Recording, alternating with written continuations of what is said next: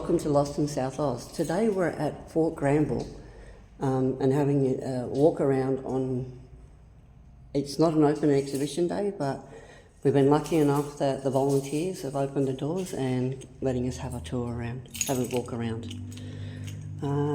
Here we have the display of the uniforms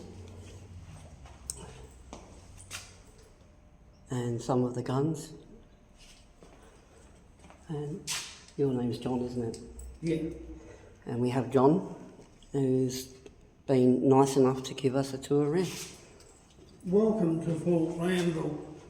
The reason Fort Glanville and Fort Largs were built was the government jetty would jet out to allow barges to unload goods and lighter them into the jetty. If you had stood here in the 1880s and looked directly behind you, you would have seen a forest of yards of the sailing ships, and of course to avoid being towed in to the port through the Port River, you ended up moving, lightering out the grain ships at Semaphore and Largs Jetty. They're both to the north. There was 3 forts planned. Jetty Glenelg was the last one. When was this one built? 1880. And First 1880, and the reason for it? To defend the shoreline? defend the shoreline, but more importantly, to defend that anchorage at Semaphore. Largs was built later, but because the Largs Jetty, which was a private concern, private concern, was built to compete with the government jetty. So there was a fair bit. Of course, you had Glenelg Jetty down south, and the intention was to build a fort where West Beach is now. In fact, all the armament were brought over and stored in a shed, and then by the First World War they were obsolete and they were cut up. But this fort itself didn't see any active... No. Largs did fire a shot across the bows of an incoming freighter that they didn't recognise. All right. It turned out to be an American freighter that had just come in to the port and they hadn't got the codes. So, John, if anyone wants to come and do a tour here, there's usually, like, I believe they fire the gun once a month, do they? we do on our open day. On open days? Yeah. And we have had in the past tour groups from various schools. Okay. Will often not fire the little 2-pounder, which I'll show you later. Yeah. But they can book through the website? Yes. And there is a phone number as well? Yeah. We have had a hiatus in the sense that COVID hit us, and then we got a grant from the government, from part of our actions as members for the restoration of the fort, which virtually closed. It's been extensive, hasn't it? Yeah. The big fence around the front there? Yeah. And the workmen are there today. Yeah. Excuse me. Just a little bit more background, technical information. What you're looking at is a 9-pounder smoothbore gun. It's bronze?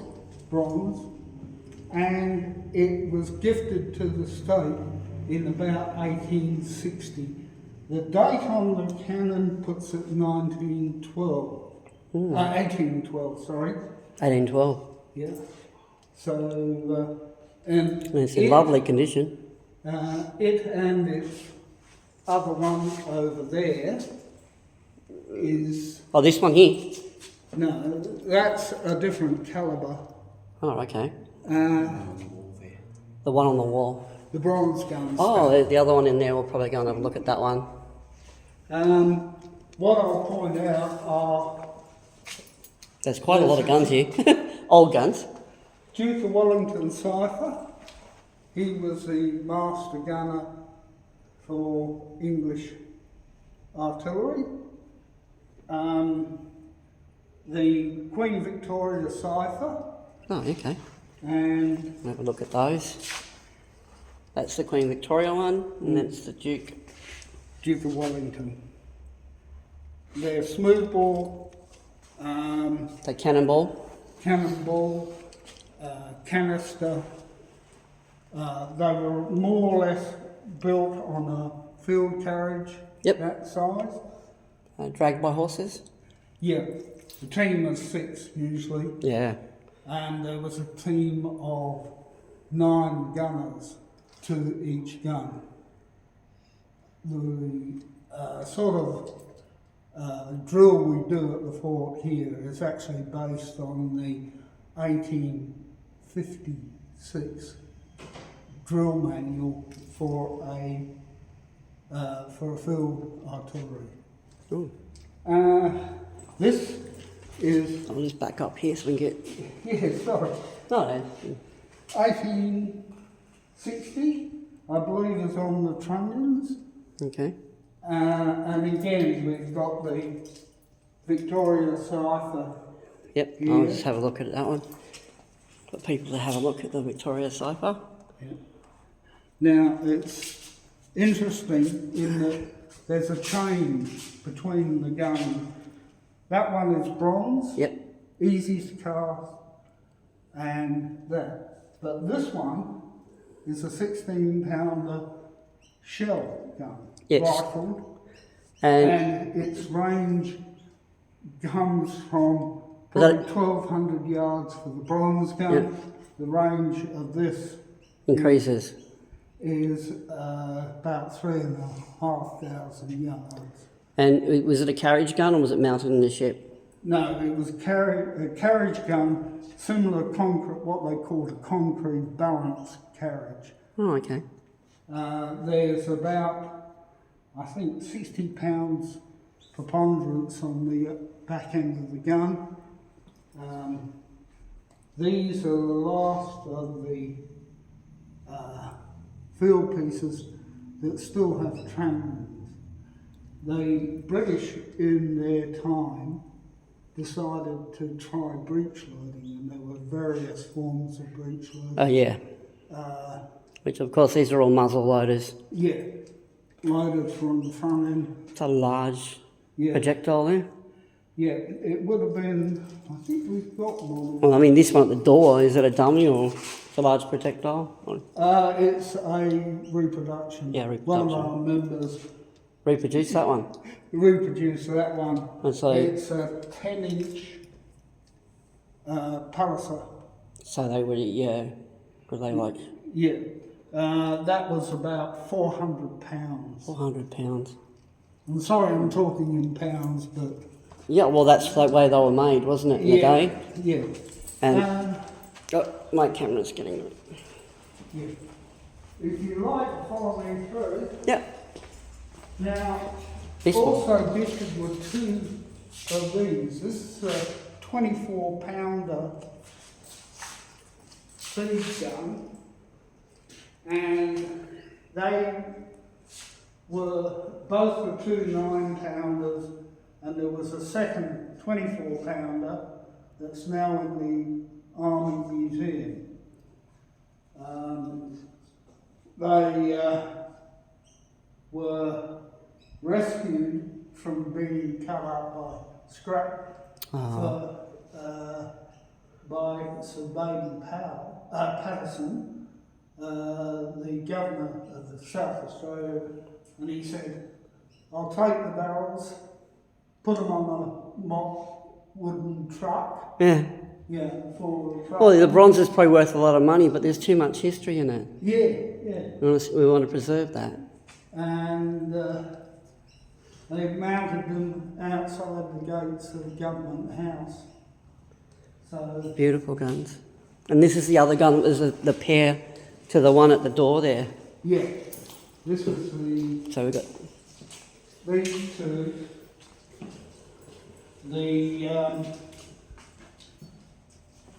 This is the various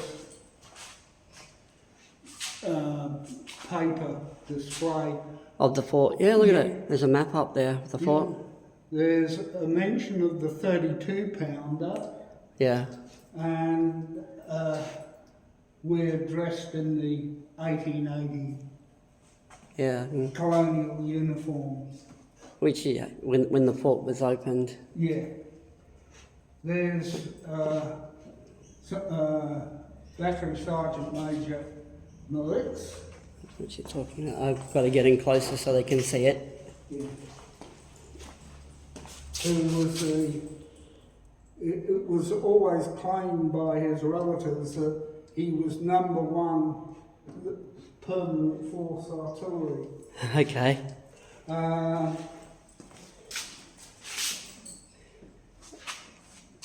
That is another 16-pounder. Yep. That would have been on a wooden carriage. And that would have, is, obviously the bronze one is a cannonball. Yeah. Is the other one a cartridge, like a cartridge? Yeah, it's a projectile, what they call cono-cylindrical. Okay. And it had brass studs which engaged the rifling, allowed it to spin and gave it greater accuracy. Oh, so it was rifled? Yeah. Okay. And in the corner is it is an army, a police uniform of an inspector. Because the Larks Bay Fort, I think, is closed at the moment. Yeah. And they're doing a lot of construction up there. And that used to be the old, I believe it used to, from my understanding, it used to be they had the police display in there as well. Yeah. Which is... Yeah. On some occasions we've invited the Police Historical Society to come down, and they bring down their Black Maria. Yeah, the old horse-drawn that's got various... I wanted to go and look at that one, but unfortunately I was a bit late to go and have a look at Larks Bay Fort. Now, Jose Maria Gordon was a Spanish Scot who went back to England as a young child, along with his family, the Gordon family, and he trained at Sandhurst, came out due to ill health, he was going to go to India, he then went to South Australia, Melbourne. He had various careers. When he came to South Australia, he was made commandant and surveyor builder for the fort itself. The police officer? No, he became a lieutenant officer in the permanent force artillery. Oh, okay. And he helped set it up, did all the We'll swing around this way. training manuals. Now, sort of, sorry to rush you along, but... Oh, no. Sorry. This is a 32-pounder, and the remnants Of the shells? of the Oh, the muzzle. projectiles? The muzzles, these are actually the gun. This is what's left of the gun. And- In 1900, they were declared US, and these prior to that were stationed inside the fort with the smoothbore guns as local defence. So do these explode while being used? No, they were part of the engineers' exercise. They destroyed the guns. To have a look at them, how they were made up. Yeah. But they look like they were cast. Imagine how, you can look at even my hand against it, there's huge. Yeah. So they would have been what the size of those. Yeah. 32 pounder, so the diameter of the barrel was. I don't really know. It was a big gun like the ones that were out there. Yeah. There's photographs of it sitting, if we sort of come over here. Yeah. Sorry to drag you around. No. Lucky enough that you're showing us around. That's the 9-pounder, and you notice a drill is involved. Lieutenant Gordon had a big dog, and I think it might have even been I'm just sitting out. one of the big Saint Bernard, one of the big, although it looks like, Oh, it's a like a German Shepherd, or? no, it's bigger than that. Oh, it's bigger, yeah. Yeah, it's up around here on the guy's thigh. Yeah. We'll just see if I can zoom in on that photo.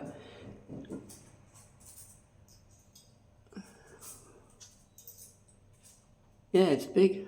And that's here at this fort? Yeah. So it would have been the parade grounds in front of the fort or inside the fort? No, Inside the parade is the Manning Parade. Yeah. The groups would assemble when they were preparing to fire the gun. Yeah. We've got 4 guns, A, B1, B2 and C. So all 4 are still here, or only 3 in situ now? Oh, they're all in situ here. Oh. Amazing. It's survived the test of time, hasn't it? Luckily we have the barrels. In 1938 they were actually cut up and then sent to Japan as pig iron bob. Encouraged them. We got them back, I think, in the Darwin raids. Yeah. But they were all cast iron. That's how they were dropped. Whoa. So the scrappers were taking them. Yeah. We're trying to take them. Yeah. And what we've got in that picture is the barrels laying on the ground. Yeah. And the fort is in really bad condition by looks in the picture of that. Yeah. It was almost abandoned at some point. Yeah. And you notice here that this is the opening of the fort. Yeah, The first firing October 1st, 1880. Yeah. What amazed me is if you look at the construction, Yeah. it's all sand. Well, most of South Australia is sand. Yeah, but Very hard to build in. how they built it was an incredible work of contractors, and it would have all been built by muscle. Yeah. When we get down to the fort, I'll take you down into the component. Okay, I'm just going to spin around. This thing tends to focus, and when it locks this, I have lots of drama with this thing. Anyway, John, we'll keep walking. Okay. But just for everyone, John's given me permission that to be on camera, so Yeah. you're okay with that. So everyone knows, everyone watching the channel knows that John's given permission. So Yeah. Again, there's a collection of shells. yeah, They're all reproduction. That's a 9-inch modern, what we consider breech loading. so that would be like a replica of something from the Second World War. Yeah, that's that. Yeah. That is, of course, the 10-inch. And these 3 down here are concrete made 64 pounder. So they're 32, so it's twice as big as that. Yeah. And So they look like,